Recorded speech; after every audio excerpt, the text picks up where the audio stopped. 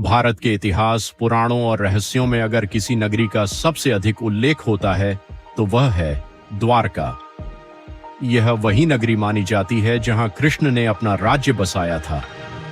कहा जाता है कि यह नगरी इतनी भव्य थी कि सोने की तरह चमकती थी, समुद्र के किनारे बसी थी और एक दिन पूरा शहर समुद्र में डूब गया।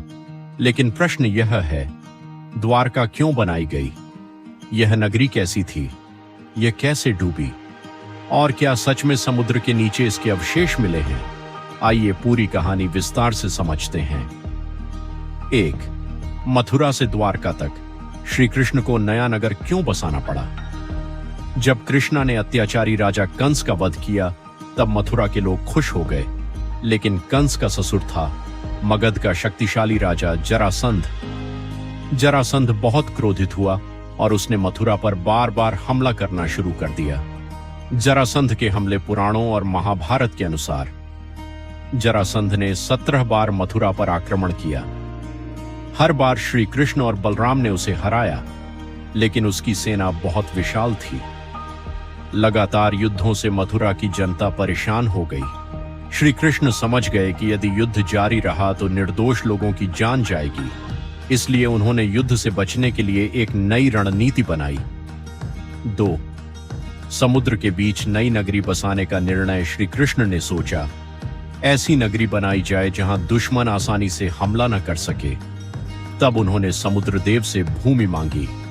कथाओं के अनुसार समुद्र देव ने पश्चिमी तट पर भूमि प्रदान की। यह क्षेत्र आज के गुजरात के पास माना जाता है। इसके बाद देवताओं के महान वास्तुकार विश्वकर्मा को नगरी निर्माण का कार्य दिया गया। 3. विश्वकर्मा ने कैसी बनाई द्वारका? कहा जाता है कि विश्वकर्मा ने केवल कुछ ही दिनों में अद्भुत नगरी तैयार कर दी। द्वारका की विशेषताएं: 1. समुद्र के बीच सुरक्षित नगर, चारों ओर समुद्र, विशाल दीवारें, मजबूत किले। 2. सोने और चांदी के महल। पुराणों में वर्णन मिलता है कि महल रत्नों से सजाए गए थे, दीवारें चमकती थीं। रात में पूरा शहर प्रकाश से जगमगाता था। 3. विशाल बंदरगाह। द्वारका समुद्री व्यापार का बड़ा केंद्र थी। यहां आते थे व्यापारी, जहाज, विदेशी लोग। 4. चौड़ी सड़कें, सुंदर मार्ग, उद्यान, तालाब, सभा भवन। 5. हजारों महल। कथाओं में आता है कि श्री कृष्ण की 16,108 रानियां थीं, प्रत्येक के लिए अलग महल बनाया गया था। 4. द्वारका नाम क्यों पड़ा? द्वारका शब्द संस्कृत के द्वार से बना है। अर्थ द्वारों का नगर या मोक्ष का द्वार। इसे धर्म और आध्यात्मिकता का प्रवेश द्वार भी माना गया। 5.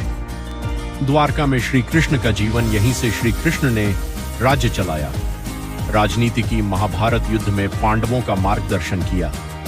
महाभारत से संबंध। महाभारत में द्वारका का बार बार उल्लेख आता है। यहीं अर्जुन आए थे, सुदामा श्री कृष्ण से मिले थे, कई महत्वपूर्ण सभाएं हुई। 4. यादव वंश का विनाश।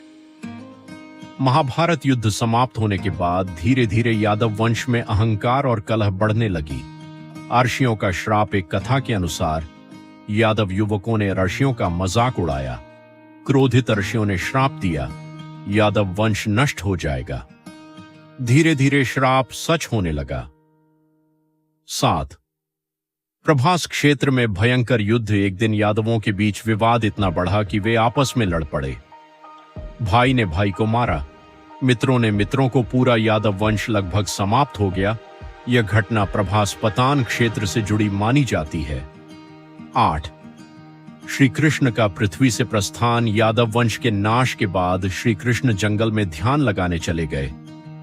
तब एक शिकारी जरा ने गलती से उनके पैर को हिरण समझकर तीर चला दिया। कहा जाता है श्री कृष्ण ने उसे क्षमा कर दिया, फिर उन्होंने देह त्याग दी। यह घटना हिंदू धर्म में अत्यंत महत्वपूर्ण मानी जाती है। 9. द्वारका का समुद्र में डूबना। श्री कृष्ण के पृथ्वी छोड़ने के बाद सबसे रहस्यमयी घटना हुई। क्या हुआ? महाभारत और भागवत पुराण के अनुसार समुद्र का जल स्तर बढ़ने लगा। धीरे धीरे पूरी नगरी डूबने लगी। लोग भयभीत होकर भागने लगे। महल, सड़कें, भवन सब समुद्र में समा गए। कहा जाता है कुछ ही समय में पूरी द्वारका समुद्र के नीचे चली गई। 10 अर्जुन का द्वारका पहुंचना। श्री कृष्ण के जाने के बाद अर्जुन द्वारका पहुंचे। उन्होंने देखा शहर वीरान हो चुका था, समुद्र नगर को निगल रहा था। अर्जुन बचे हुए लोगों को लेकर हस्तिनापुर चले गए। 11 क्या वास्तव में द्वारका मिली है?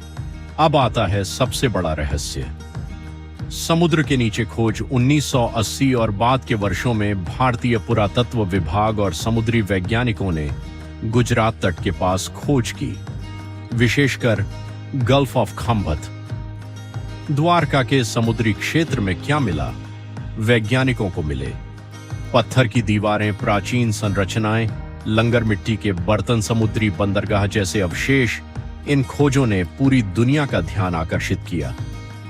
12 क्या यह सच में श्री कृष्ण की द्वारका है? इस पर दो मत हैं। मानने वाले कहते हैं महाभारत में वर्णित स्थानों से समानता मिलती है, समुद्री शहर के प्रमाण मिले हैं, प्राचीन सभ्यता के संकेत स्पष्ट हैं। इतिहासकारों की शंका, अभी निर्णायक प्रमाण नहीं मिले, अवशेष अलग अलग काल के हो सकते हैं, कुछ बातें धार्मिक कथाओं पर आधारित हैं, इसलिए यह विषय आज भी रहस्य बना हुआ है। 13 वर्तमान द्वारका। आज गुजरात में स्थित द्वारका हिंदुओं का अत्यंत पवित्र तीर्थ है। यह 4 धामों में से एक माना जाता है। सबसे प्रसिद्ध मंदिर द्वारकाधीश टेम्पल। यह मंदिर भगवान कृष्ण को समर्पित है। लाखों श्रद्धालु यहां आते हैं। इसे जगत मंदिर भी कहा जाता है। 14 द्वारका का धार्मिक और आध्यात्मिक महत्व। हिंदू मान्यता में द्वारका मोक्ष का द्वार, धर्म की नगरी, श्री कृष्ण का राज्य, भक्ति का केंद्र मानी जाती है। 15 क्या द्वारका फिर से बाहर आ सकती है? कई लोग मानते हैं कि समुद्र के नीचे अभी भी विशाल संरचनाएं छिपी हैं। भविष्य की तकनीक से और रहस्य सामने आ सकते हैं, लेकिन अभी तक पूरा सत्य रहस्य बना